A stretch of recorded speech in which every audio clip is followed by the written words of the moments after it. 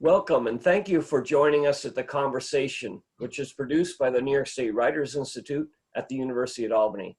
I'm Paul Grandal, Director of the Writers Institute, and before I introduce today's guests, novelist Eugene Mirabelli and publisher Bruce McPherson, let me remind you that this and all our author interviews are archived on the Writers Institute YouTube channel, so you can watch them there anytime at your convenience.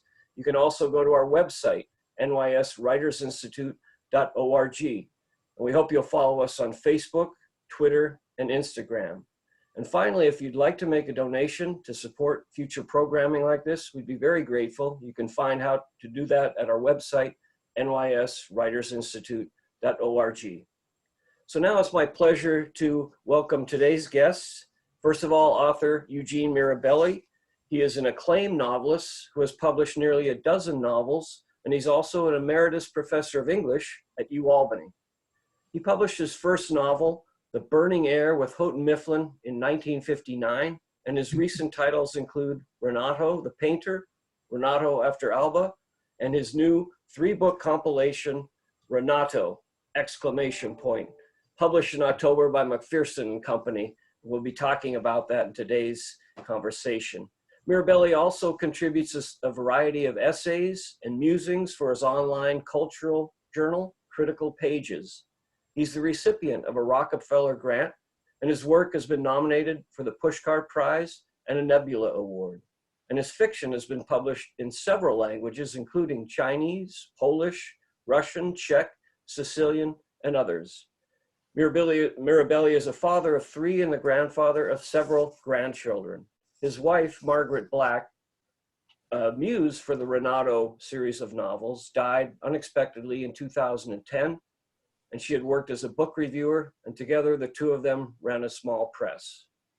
Now let me introduce our second guest, Mirabelli's publisher, Bruce McPherson.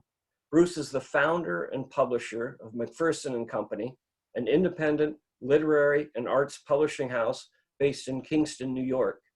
The press specializes in contemporary fiction, republishing lost classics, nonfiction books in the areas of contemporary art and film and other subjects, and also translations of distinguished international authors.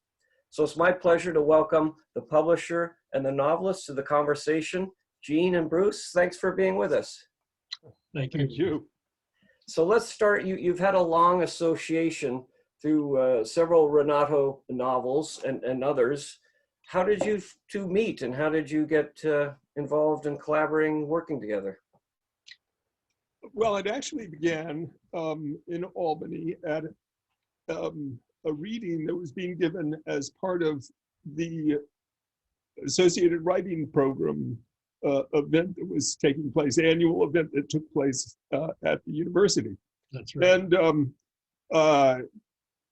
I was there as a presenter as well as an exhibitor, and went to this reading, and I had never heard of Gene before, and I listened to him read one of the stories, which I think is the fabulous story that appears in the middle of Renato the Painter, and I was transfixed. I was sold. I said, he's the real thing. Wonderful. We spoke afterward, but we didn't really have, but this was back in the 90s. A long time ago. We had a couple, what? I say it was a long time ago, Bruce. Well, I guess so. But then we had a couple points of contact in between, including at one point, Gene called me up asking for a little bit of publishing advice. We had a nice conversation, and then Margaret actually reviewed one of my books for the local weekly in Albany, the name of which I forget. Metroland. Yeah. Ah, yes, Metroland, of course. Yes. And I had occasion to speak to her, and then to Gene on the same call. And then in about 2009, Gene contacted me and asked. I think it was earlier than that, actually. I think it was Well, we won't, it doesn't matter. It was a long time ago. Please go on with the story. Okay. So anyway, and he sent me a copy of a proof of Renato the painter, and I read it, and we started talking about how I might collaborate with him on the publication of that book. So that's really where then our association began. Subsequently, as you suggested, Margaret died suddenly in 2010, and so all things were put off for the better part of a year, if not more. Yeah. And then Gene came back to me, and we started up again, discussing how to publish that book. That was my first real engagement with his work, but right then and there, I read all of the fiction that he had written, gathered the books, and read it all, so that I would know where it fit in. And I was absolutely delighted to take over for Renato the painter. And so that's great. We'll talk about this most recent volume in a minute, but I wanted to talk to Gene. Now, Gene, you've published with major commercial publishers, with small independent press like Bruce's. What is the relationship? Often authors and publishers are kind of contentious. You two seem to get along well. You both came to our inaugural Albany Book Festival. I didn't see any fights breaking out, but how do you get along with author and publisher? We're very discreet. We don't fight in public. Okay. That's the main thing. Well, it's been a long journey for me. That book, as you said, the first book was published in 1959. The year I was born. The year you were born. And I wrote that when I was in graduate school. I was 27 years old, and the book came out when I was 28. And I was still taking courses and teaching all at the same time. And I also met Margaret at that time. So everything was happening at once. And it was taken by Houghton Mifflin. And the next one, I think, was by Viking Press. Two of them, I think, by Viking Press. But at the same time, when we got married, Margaret said, you can do whatever you want. You want to go on writing, go on writing. If you want to finish the PhD, finish the PhD. I finished the PhD, and began teaching. And although the books were okay, and they were selling, they weren't selling enough to support a family, and we were having children at that time. Right. And sooner or later, I had to simply pay attention to what was happening at the university. And so I did that. And Margaret was working as an editor and later managing some small presses. And I became interested in the small press world that way. I didn't publish or write for a period of time. I just did the university work. I had already published, I don't know how many books by then, 3. At any rate, when I got back into publishing, the first thing that was published in Canada by an independent press up in Canada. It was called Guernica Editions. And of course, the Canadian presses are supported by the Canadian government, Right. as independent presses in this United States are not. But when I did finally get back to writing and look at American presses, each individual press reflects really the person who owns the press, who's running things, and they're all kind of quirky and different in different ways. And it just so happens that Bruce's press and what he publishes and what I like about a book happens to be what he likes about a book. The death of the novel and the end of books maybe it will happen, but it hasn't happened yet, thank God. An awful lot of stuff is online, which reminds me of the first contract he and I made. I simply took all electronic publications off the table, and it was okay with him. So that was fine. That was the beginning. Wonderful. Bruce, let me ask you, I assume McPherson and Company represents what you like. What's the interest in art and foreign translations? And I'll mute because my dog is barking at a delivery person. Everyone wants in on the act. So I'm sorry, exactly. What's the question? Just. I assume McPherson and Company represents your interests in reading and subject matter. As I've confessed on a number of occasions, I've simply been conducting my education in the public eye. I mean, if I don't love a book, I don't publish it. There's no point in my trying to compete with Knopf or be a little Knopf. There's no point in my doing things that other people will readily do. Actually, I think, if Gene had wanted to, he could probably have found another publisher, but because he came to me with it, and because I was so delighted with it, I didn't say, oh, you can find a better publisher for this book. I see no point in not publishing the things that I simply throw myself behind, because I have to live with these children for a very long time, and they become part of me, in effect. I don't do that many books a year, and over the course of many years, I've only done fewer than 200. So each one has to really matter. It really has to count. And I have to see it as part of a mosaic.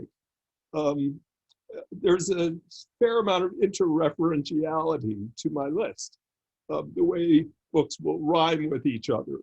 I have a strong interest in unconventional narrative. And that's been called various things, postmodernism or experimental writing or this or that. I don't use those terms really, but I do find myself interested in different narrative approaches than you can simply find at the drugstore. And Gene, is part of it, getting to know the publisher and be able to, you would never do this if you were at Houghton Mifflin. I mean, the publisher wouldn't get on a Zoom call. You wouldn't be able to call him up or, Well, there were certain advantages. For instance, books have a longer shelf life than magazines. Any publisher books have a longer shelf life than magazines, but that's it. It's only a little bit longer. It's for a year or 2 years, and then the book disappears. And the publisher is not a library, so that you can go to the publisher and ask for a book that they published a decade ago that you heard from a friend was a good book. But independent publishers do keep books in print for a long, long time. In a sense, they have to, because they may not make their money back the first year. It may take 2 or 3 years, and so they publish a few books at a time. I remember now what it was when I got in touch with you. One of my books was going to be published in Turkey, and I didn't know how much I should ask for it for a foreign publisher. Right. So I called Bruce. And in those days, independent publishing was a rather small group of publishers, and everybody was helping everybody else. And so he said, oh, well, you can't get very much, but you can do this, this, and this. And so we did that. The other thing is about, from a point of view of a writer, is you've got far more say in what's going on. When you hand your manuscript to Random House, that's the end of it. They take care of everything. They do the cover and hope you like it. They do the typeface and hope you like it well. And they do the print run and they do everything. They do advertising or not. And you never know. You just don't know. They might publish another book a little bit like yours, which does much better, and so you don't do anything at all. With an independent press, you participate to a larger degree. And that's important. Those two things, well, for me personally, those two things are very important. I think Bruce also has to put up with the fact that Margaret was the director of the press, but I had a certain hand in it. And so he's working with an author who thinks he knows all about publishing. It's a terrible drawback. Let me ask Bruce, how much editing is involved? Do you look at the draft of a manuscript and make suggestions to Gene, or is that you have an editor, or do you do it all at McPherson Company? Or? Can I say something instead of Bruce here, just for a minute? Yeah, go ahead. So we had gotten in touch originally for Bruce to be a distributor of Renato the painter. But everything fell apart after Margaret died. And so everything stopped. But a year or so later, when we did it was a little more than a year, when we did get together, he had been very busy because he had published a National Book Award winner in addition. So we had the manuscript. We went to a coffee shop here in Albany, the Daily Grind, isn't it? Yeah, your favorite place. You put it in a novel. I know. We're going to talk about that. Yeah. And he sat across from me at the table and began turning the pages of the book one at a time. And I thought, I know what he's going to ask me to cut this and cut that and rewrite this. And I just agonized through the whole thing. He kept on going. And all he did, at one point, he put his finger onto one passage, which Margaret had also pointed to and said what she had said. She said, you want to expand that. And that's what he said. And that was his only criticism. Yeah. That was all. So that was it. That's great. No, nothing else, nothing else. Yeah. So Bruce, of all the, different aspects of publishing a book, how many do you handle, or do you have a staff that you, assign different elements of process of publishing a book, or is it all you? At various times I've had an assistant, but at the present I don't. Right. So I'm it. Yeah. The end company of McPherson and Company consists of my authors. I do turn to authors for advice and thoughts, etc. And I have also utilized several authors or translators as editors to help me find suitable work that is, in a foreign language, German, French, Italian, etc. So in that sense, I have employed editors, but for the most part, c'est moi. Okay. So I want to, I had the pleasure of, I've known Gene for a long time through UAlbany campus. I was an English student in the graduate program as well, but I think the last time I interviewed you was like 9 years ago, shortly after Margaret's passing. But I didn't realize you had started out on a different path. You were starting as a scientist and pursuing a science degree at MIT, and then you switched to Harvard and switched to writing and literature. Talk about that path not taken. Well, yes, I love science. I really do. And in high school, well, to begin with, way back when I began going to school, as a matter of fact, if I ever had one talent at all, it was drawing. It was drawing. And if you had asked me at any time when I was a kid what I wanted to do, well, my mother talked about famous Italian painters all the time, and opera, famous opera. I mean, my mother was believed in cultivation and culture. So I was not a good student. I've never been a good student. And I went through high school and I finally began to catch on. And when I did begin to understand things, what the teachers were saying, I liked English and I liked physics. Those are the two things I liked. And when it came time to go to college, my father said I could go to any college I could commute to. The other thing he told me to do was to apply for a scholarship from the town of Lexington. And I said, how can I apply for a scholarship? We're not poor, and this was a town. What I didn't realize was we weren't rich either. But we always had enough. And he was teaching at MIT at the time. And if I went there, I'd have half tuition. So I applied to a couple of colleges and was accepted. And I went, and one of them was at MIT, so I went there. And I was miserable. Yeah. And I was crossing the Charles River one day. There are a lot of miserable kids. I was not alone. One of the banners that they used to sell, and maybe they still do, at the MIT Coop says, "Tech is hell." It's one of the banners you put up in your dorm room. And it really was. It was, as they got us all together at the beginning and told us it's sink or swim. Can you imagine telling a group of freshmen that? Well, sink or swim, they said.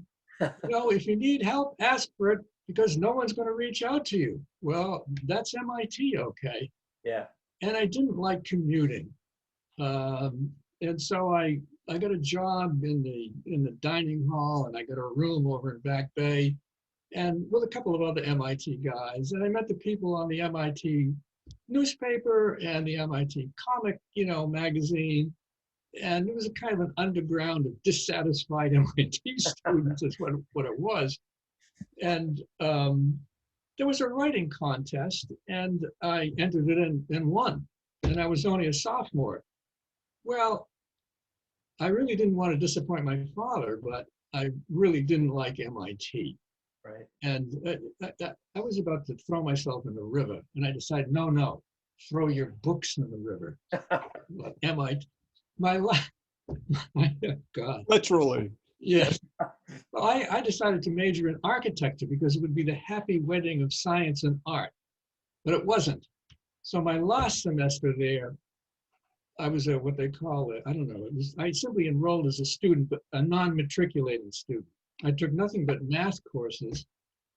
And I like science, I like math, but it's I don't know. It just doesn't have, I'm more interested in people finally. So I thought, I'll quit MIT and become a painter. Well, I began talking to all the friends I knew who were painters, and the fact is they're really an inarticulate bunch, And by this time I was very interested in talk. So I applied to Harvard and got in there. And instead of feeling like a fraud at MIT, I could feel like a fraud at Harvard. Perfect. The mission is to fool these people. And so I did. I graduated. The Korean War was on, and I got a job using my MIT background and my Harvard background. I got a job as a technical writer for the Foxborough Company in Foxborough, Massachusetts, which at that time was a desolate town with a railroad line through it. But I lived in Mansfield, I'm sorry. That's the desolate town. Mm-hmm. And I began writing a novel. Yeah. Oh, God. It was a leap of faith. Yeah, it was.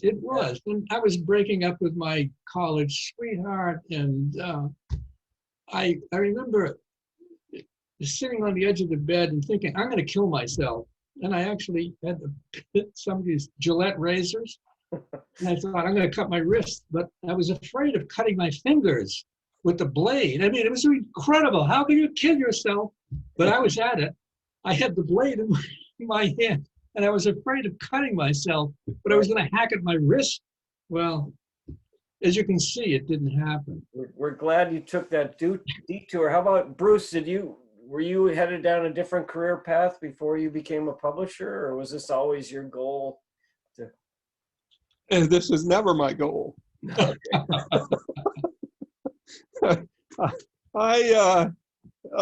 It's kind of curious because there are some parallels between myself and Gene. When I went to college, though, I was a double major in engineering and English.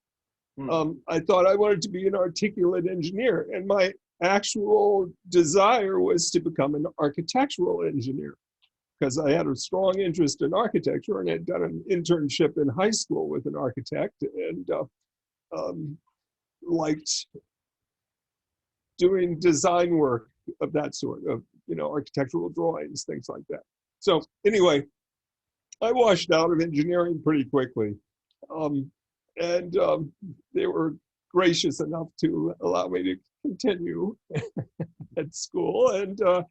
But I went into the English department, and really not with any particular idea of what I wanted to do, but I fell in with a bunch of people who had transformed the college literary magazine into a small press.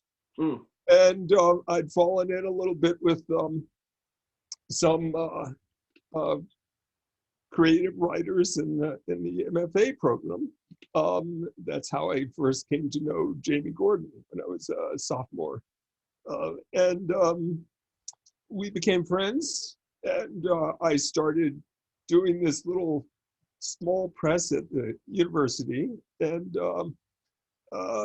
it was a lot of fun, but it was just that as far as I was concerned. And I graduated from college and actually left Providence and went home. I got a call inviting me to take a job working at Brown as an admissions officer. I thought, oh my God, how did that happen? Well, of course, I said, sure, I'll come back up to Providence. And I did that for a couple of years. And in the meantime, Jamie had written a book, which I'd actually been following the process of for a couple of years in college. And she couldn't get it published. So I said, well, I have some money, I have a job, I know how to do that, So it was just intended to be a one-off and, to launch her career. And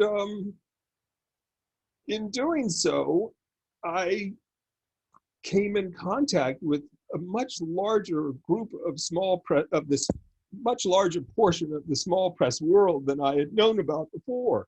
And I started going to small press book fairs, and I knew some other writers pretty well by this time, having worked on this literary press, and they started offering me manuscripts, and some of them were rather well-known writers. And I thought, oh, this could be fun. So, I just kept going for a little while. And that's what launched it, and they say, once the ink gets under your fingernails, you can't get it out. That's right. Wonderful. Thank you. I'm also going to ask that light is really bright, and I'm kind of getting this ghostly image of you. I don't know if you can adjust that a little bit. And I'm going to ask Gene. I'll see if I can. Yeah. Talk about this idea, this new 3-book collection. Book 1, The Goddess in Love with a Horse. Book 2, Renato the Painter. Book 3, After Alba. Now these are previously published, but why did you and Bruce decide to bring them out in a single edition? Were they out of print? Did you just like the idea of combining them all? I'll let Gene start. Well, we had talked, Bruce and I had talked about my other publications. I was really surprised. The only person I know who had ever voluntarily read every single book of mine was my wife. But when he took Renato the Painter,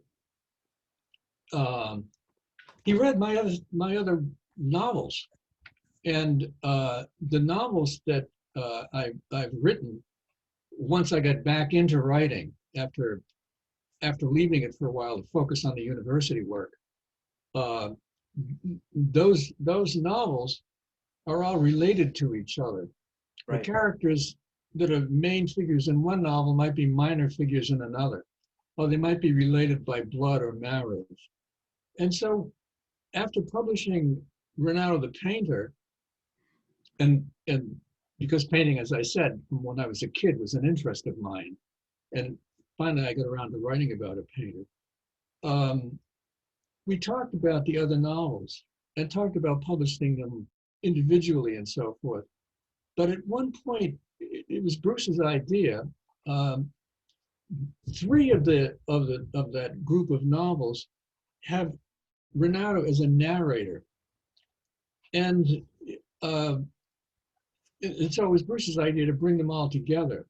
Now, the novels, as far as I was concerned, were individual books, but by bringing them together into a unity, you get what I had hoped would be the effect of the individual novels in a much more concentrated form. Actually, Renato the Painter and Renato After Alba and The Goddess in Love with a Horse shed light on each other.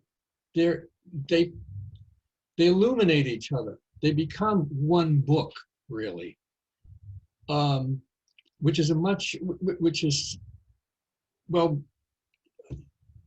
it just transforms. It reminds me of when I was a kid, actually, and I was talking about how writing and painting or drawing was something I was terribly interested in. And I can remember in the first grade, if you finished your work early, you were allowed to play with these little strips of color, bamboo strips that had been dyed. And I'll never forget it. There were purple strips and yellow strips that I happened to pick up because they were bright colors. And I discovered by weaving them together, it was a totally different effect. Mm.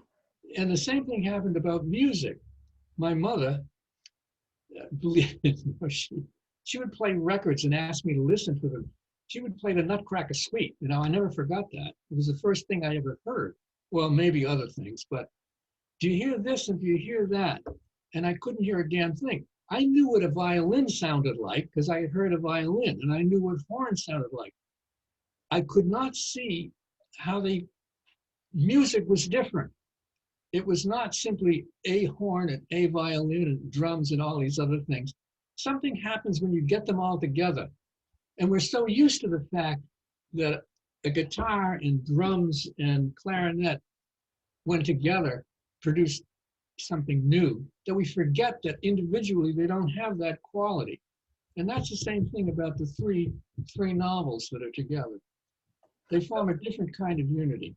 That's great. Thank you. Bruce, a wonderful introduction by Douglas Glover, who is a friend of mine and connected to the Writers Institute in UAlbany. How did you get Douglas Glover involved? Well, I've been following his online magazine, Numero 5, I think it is, that he ran for many years. And I found it one of the most interesting magazines online, literary magazines. And I think that Gene might have pointed me in that direction, and had said that he knew of him and had a particular fondness for one of Doug's novels, which is, help me, Gene. Yeah, well, it's L. I've read, it's one of the L. few novels I've read again. I've read L more than a couple of times, trying to figure out how he did it. It's a fascinating book. It won the Governor General's Award up in Canada. Mm. And I'm really surprised that they published it or gave it the prize, because it's a complicated, well, the end is particularly complicated. But the narrator fascinated me. And I was also writing Renato the Painter, and I'd come to a stopping point in it, and I was having lunch with Doug Glover, and he said, well, why don't you do blah, blah, blah? And I thought, well, that's an idea. Why don't I throw in another woman? Okay, so I tried it, and yeah. Right. So I thought he's the guy. If anybody should write an introduction, it should be Doug Glover. And so this guy knows everybody in the writing business, and so he knew Doug also. Right. And I remember you know, Renato is a 70-year-old painter. His style and his art is kind of fallen out of favor. He's trying to reclaim, you know, past glory. And I remember you talking about, yeah, when I made him 70, it seemed very old, but now 70 doesn't seem so old, does it? Are you pushing through into your 80s? And how old are you, Gene? I'll be 90 in 2 months. Wow. You're ageless. You don't look any different when I interviewed you like 8 or 9 years ago. Oh, really? Yes.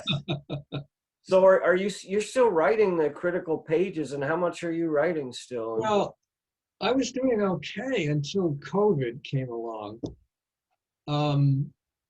It's clear,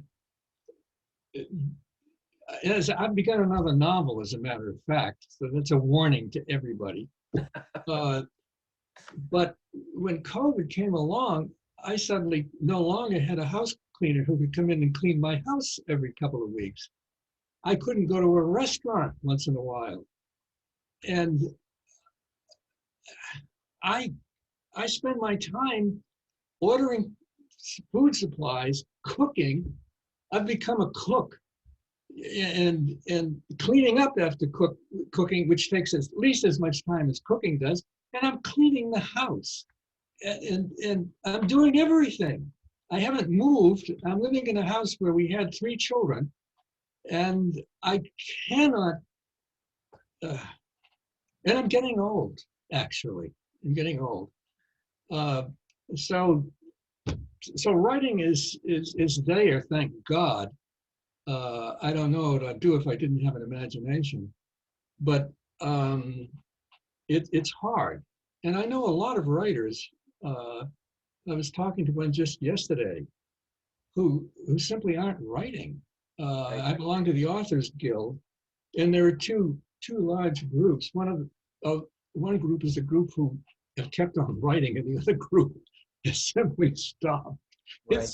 It's hard. Yeah, this pandemic has disrupted everything. I'm sure you miss the daily grind. I miss all the events that we did with writers and going out to social gatherings. And but let me ask Bruce, we've been trying to help our independent bookstores by, you know, trying to get authors' books selling online for our events and things like that. How difficult has it been publishing during this pandemic, or has it been a boost? I know some online businesses and online selling is experiencing a big increase.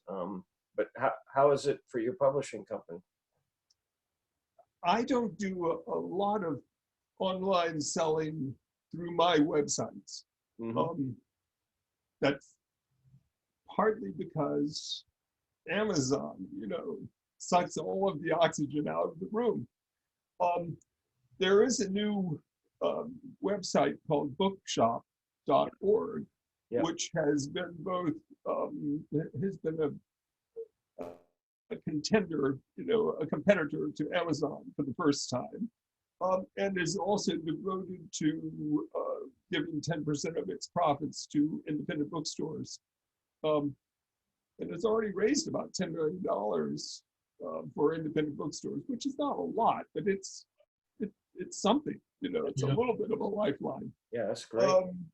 And independent bookstores have, once they more or less figured out how to navigate this event, have found various ways to promote either online or with events like this, you know, Zoom interviews and appearances by authors, and are limping through. You know, it's they're generally, I think the sales for bookstores are down about half. And since they have very slim profit margins to begin with, Right. it's not something that could go on indefinitely. Right. But they're resourceful and determined people by and large. Some publishers have found that they've managed to do all right. I'm hanging on. You know, it's not been a great year, but one thing I can say is that it's a good time for backlist. If you have backlist titles that have a certain amount of word of mouth, then your sales might get you through. It's very difficult with a front list title. Right.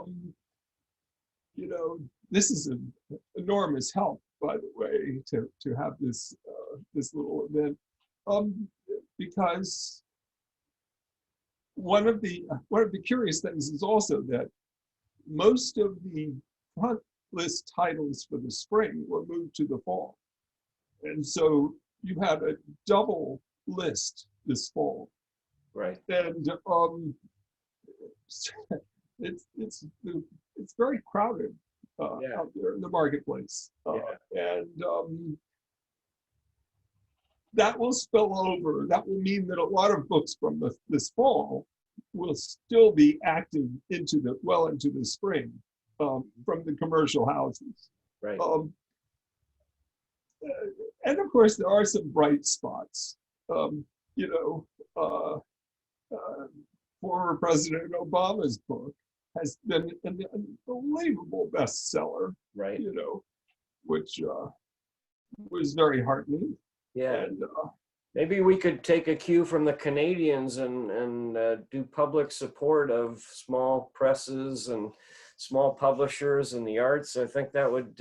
I think you're onto something there, Gene, when you mentioned that they subsidize their publishing industry. They do. It's very interesting. Yeah. Yeah. There is a little bit of support from New York State Council on the Arts for nonprofit presses,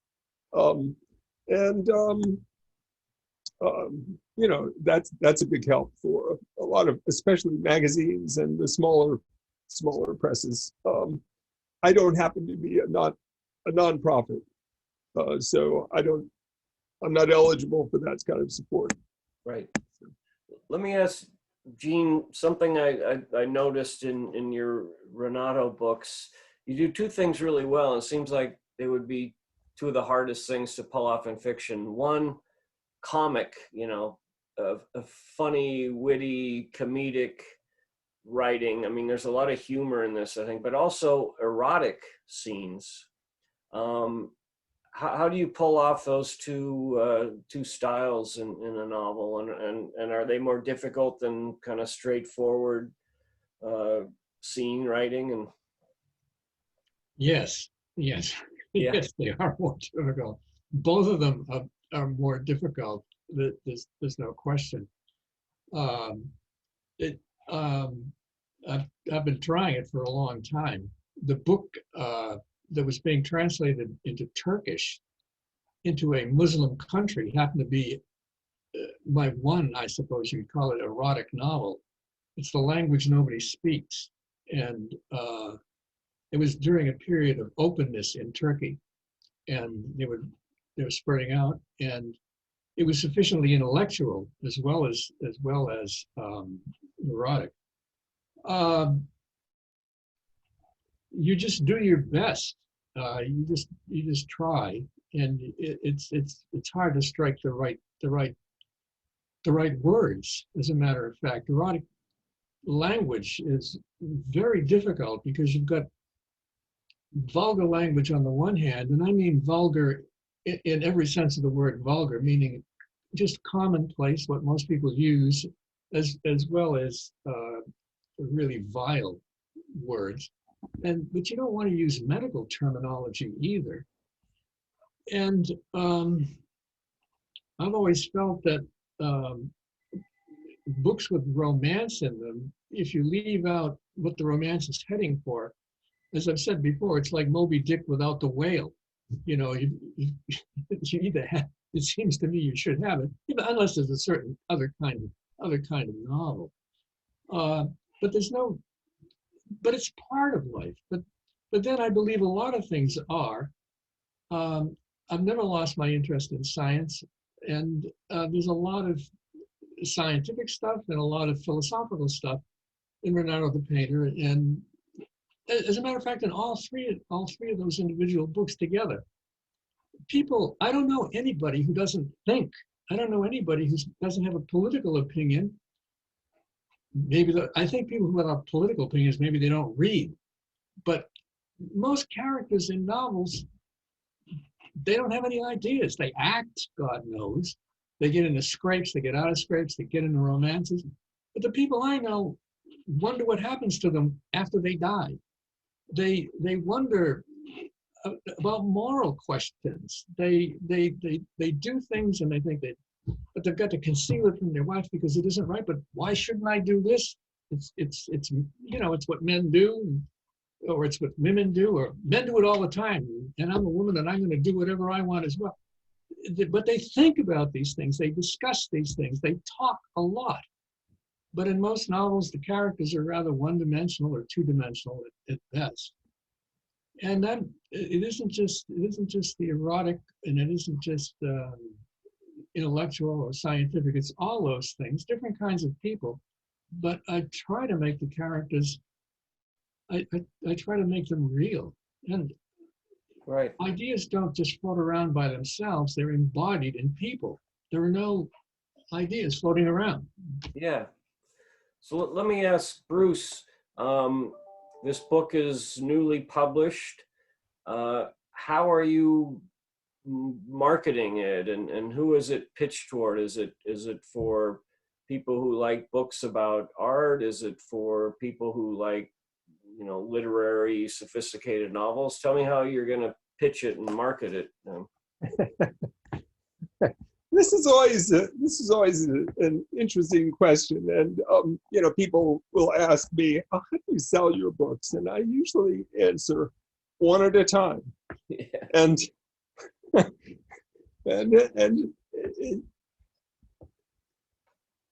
I think the real answer is this. In some ways, this is a book for people of a certain age. It's a sophisticated novel that is both complex and easy to read. However, I sense that it may be of less consequence to someone in their 20s or even 30s than someone in their 40s and beyond. This is a novel about, it's the entire life of a character who is engaged in telling stories.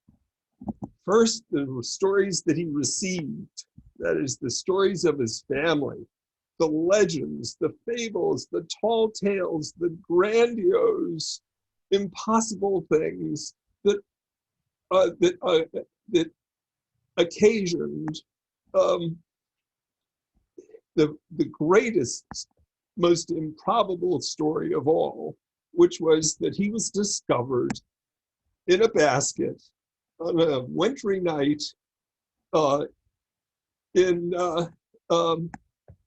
by a family who brought him in when someone knocked on the door, left the baby in the basket, and he was a foundling, and he was embraced into this classic immigrant family, a family that was both Sicilian and Calabrian, Southern Italian, and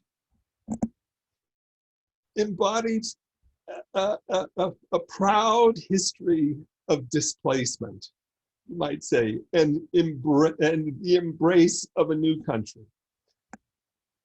That's such a classic story. Then to marry it with the story of a foundling who is brought up into this family and who never asked who his real parents were, because he knows who his real parents are. They're the parents who adopted him, and he knows who his grandfather is, and he knows that this is his birthright, and he he becomes the great storyteller of the family. He's the one who writes them all down. The first part of Renato is the telling of those stories. The second part is where he continues and tells you the story of his growing up in this family in Massachusetts, and his adolescence, and his early adulthood, and meeting the woman of his life. First by chance, and then continually by chance, which is another great tradition in storytelling, certainly in English literary storytelling. And then he leaps forward from the past into the present. And he's 70 years old. And he's frustrated, and he's anxious, and he's determined, because he's a painter. He's an artist. He's a creative soul, but he hasn't had a show in 25 years on Newbury Street. And maybe Newbury Street isn't New York City, but it's where he's aspiring to be, you know, on his own turf. And so the middle part of this grand book, which is really a kind of series of operas, tells the story of following his dream. And he's a very flawed, imperfect person who has an enormous appetite for life. And so you can't help but be brought into the power of his personality, the power of his storytelling, which he's a grand raconteur, and follow him wherever he goes. And it's a picaresque. You know, things happen to him, and he's constantly being diverted and put from one place to another, one path to another. And this great assemblage of people he has to run up against make this a kind of Preston Sturges movie, you know, right to the end of Renato the Painter. Right. The final part of the book, the denouement, the last 100 and some odd pages, present Renato in a different light 13 years later, when he's lost everything. And chiefly and importantly, the thing that he's lost is color.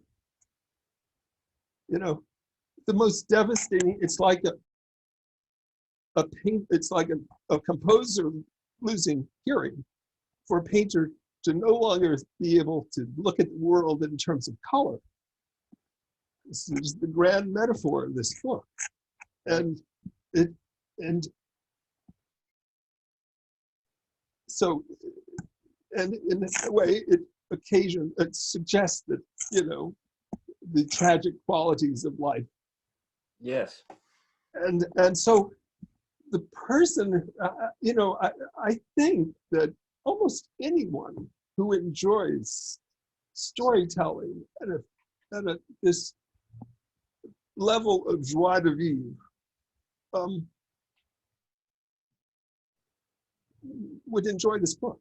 I mean, just relish it. That's great. Well, I'm sold. Gene, I think your publisher has great passion and insight into your novel, which you wouldn't find at the big publishers, I guarantee. But let me ask you just finally, we'll wrap up now. This has been wonderful, but let me ask you, you said you're working on a new novel. Have you gotten Renato out of your system? Is this the swan song, or is the new novel still involved? Well, I'd like to, my sketch, the idea that I have for it is that it would begin with Renato and end with the grandchildren. That is to say, that's the way life is. and I'm a grandparent. I've got 9 grandchildren, and ranging in age, I might add, from 31 to 6 months, which was very interesting. That's a span. Yeah.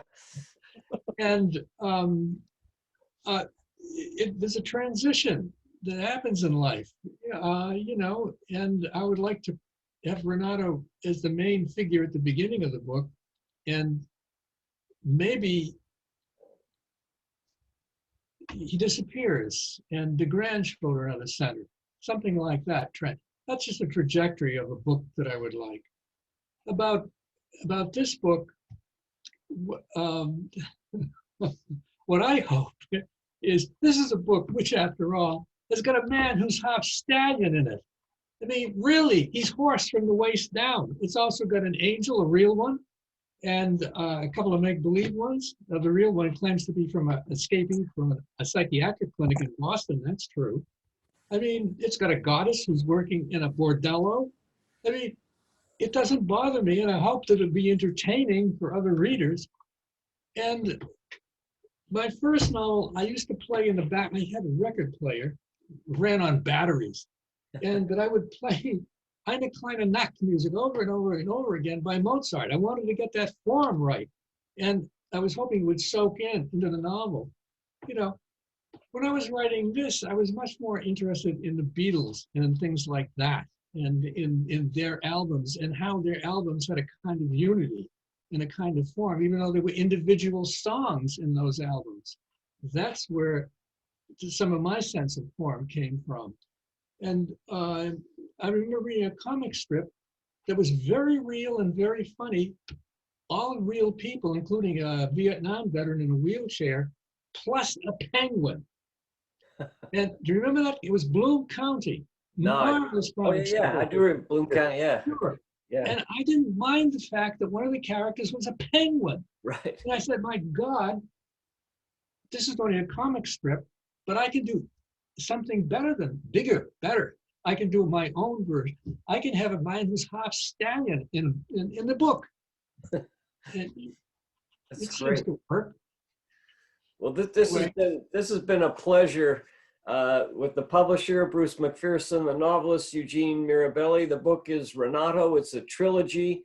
The whole sprawling life and canvas of Renato the painter is published by McPherson and Company. Gene and Bruce, thank you so much for being on the conversation. Oh, thank you, Paul. Really loved it. Really. A lot of fun. A pleasure. All right.